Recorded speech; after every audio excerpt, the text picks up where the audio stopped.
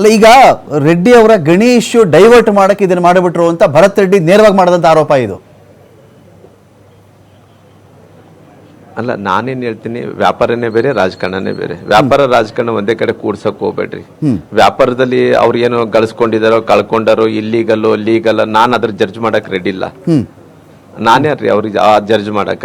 ರಾಜಕಾರಣ ಸಾರ್ವಜನಿಕ ಬದುಕು ಏನಿದೆನೋ ಆ ಬದುಕಂತ ಟೈಮಲ್ಲಿ ಸಾರ್ವಜನಿಕ ಸ್ಥಳಗಳಲ್ಲಿ ಹೆಂಗ್ ಬದುಕಬೇಕು, ಜನರಿಗೆ ಯಾವ ರೀತಿಯಲ್ಲಿ ನಾವು ನಡ್ಕೋಬೇಕು, ಯಾವ ರೀತಿಯಲ್ಲಿ ಪ್ರೀತಿ ಕೊಡಬೇಕು, ಯಾವ ರೀತಿಯಲ್ಲಿ ಅವ್ರ ಮನಸ್ಸು ಗೆಲ್ಲಿಬೇಕು.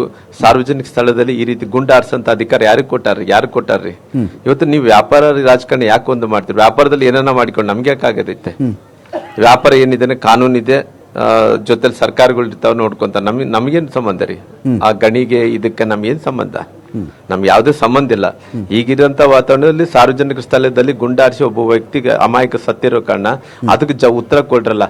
ಆ ಗಣಿದು ಏನಿದೆ, ಲೂಟಿ ಏನಿದೆ, ಅದೇನಿದೆ, ಯಾರು ಏನು ಮಾಡ್ಕೊಂತಾರ ಮಾಡ್ಕೊಳ್ಳಿ. ಸರ್ಕಾರ ಇದೆ, ಕೋರ್ಟ್ ಇದಾವ, ಕೋರ್ಟ್ಗಳು ಸರ್ಕಾರಗಳು ನೋಡ್ಕೊಂಡು ಹೋಗ್ತಾವ. ನನಗೆ ಸಂಬಂಧ ಅದು.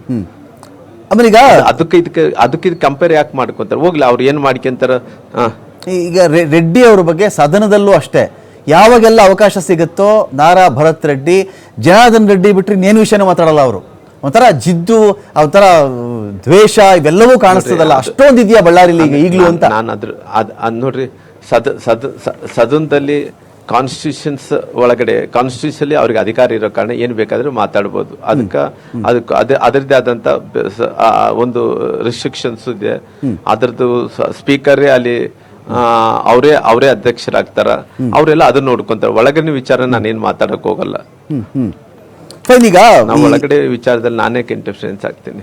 ಈಗ ಒಬ್ಬ ವ್ಯಕ್ತಿ ಸತ್ತು ಹೋಗ್ಬಿಟ್ರು ರಾಮುಲು ಅವರೇ, ಬಳ್ಳಾರಿ ಹುಡುಗ, ಇವತ್ತು ಕಾಂಗ್ರೆಸ್ ಕಾರ್ಯಕರ್ತ ಆಗಿರಬಹುದು, ನಾನು ಇನ್ನೊಂದು ಪಕ್ಷದ್ದಾಗಿರಬಹುದು, ಅದಕ್ಕಿಂತ ಮುಂಚೆ ಯಾವುದೋ ಪಾರ್ಟಿಲಿ ಇದ್ದಿರಬಹುದು, ನನಗೆ ಗೊತ್ತಿಲ್ಲ.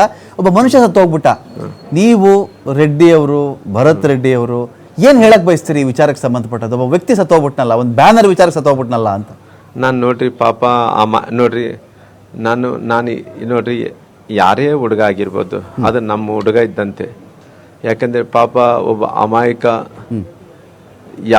ಯಾವ ಪಾರ್ಟಿ ಅನ್ನೋದು ಮುಖ್ಯ ಅಲ್ಲ. ಒಬ್ಬ ತಾಯಿ ತಂದೆ ಮಗ ಹುಟ್ಟಿ ದೊಡ್ಡವನಾಗಿ ಸಾಲಿ ಕಲ್ತ್ಕೊಂಡು ಅವನು ದೊಡ್ಡವನಾದ ನಂತರ ನಮ್ಮ ಕುಟುಂಬಕ್ಕೆ ಆಸರೆ ಆಗ್ಬೋದು ಅಂತೇಳಿ ತಿಳ್ಕೊಂಡಿರ್ತಾರ. ಸಡನ್ ಆಗಿ ಈ ರೀತಿ ಡೆತ್ ಆದ್ಮೇಲೆ ಆ ತಾಯಂದ್ರಿಗೆ ಎಷ್ಟು ದುಃಖಿತರಾಗ್ತಾರ. ಒಬ್ಬ ಮಗನ ಕಳ್ಕೊಂಡು, ಒಬ್ಬ ಮನೆಯಲ್ಲಿ ಒಂದ್ಸರಿ ಸ್ನೇಹ ಮಾಡಿದ್ರೇನೆ, ಒಂದ್ಸರಿ ಯಾರನ್ನು ಊಟ ಹಾಕಿದ್ರೇನೆ, ಅವ್ರು ಏನಾರ ತೊಂದರೆ ಆದ್ರೆ ನಾವು ಪಡೋಂಥ ಟೈಮಲ್ಲಿ ಬೆಳೆದಂತ ಮಗ ನಮ್ಮ ಕಣ್ಮುಂದೆನೆ ಆರಿ ಹೋಗ್ತಾರೆ. ಯಾರಿಗೆ ನಾವು ಬರಲ್ಲ ಹೇಳ್ರಿ? ಆ ರೀತಿ ನೋಡ್ರಿ, ಇವರು ದುರುಪಯೋಗ ಮಾಡ್ಕೊಂಡಿರೋಕ್ಕೋಸ್ಕರವಾಗಿ ಆ ಹುಡುಗ ತೀರ್ಕೊಂಡು ಹೋಗಿದ್ದಾನ್ರಿ.